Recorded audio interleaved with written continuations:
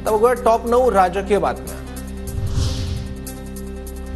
महाराष्ट्रातील भाजपचा मोठा नेता सचिन वाझेचा बोलविता धनी। वाझेच्या आरोपांवर विनायक राऊतांची फडणवीसांवर नाव न घेता टीका।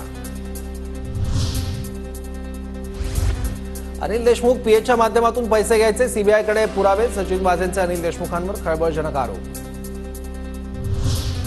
सचिन वाझेचा आरोप ही फडणवीसांची नवी चाल। वाझे विश्वास ठेवण्याच्या लायक नाही, कोर्टाचं म्हणणं। अनिल देशमुखांचा पलटवार।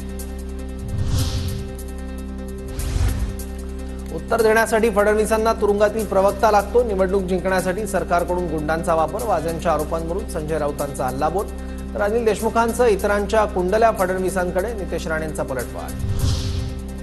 पोलिसांच्या माहितीनुसार पूजा खेडकर भारतातच पूजाने सादर केलेल्या कागदपत्राबद्दलची माहिती मिळताच पोलीस चौकशीसाठी बोलवणार, सूत्रांची माहिती। लाडकी बहीण योजना म्हणजे लाच देऊन मत मागण्याचा प्रकार। सरकारच्या लाडकी बहीण योजनेवर ठाकरेंची टीका।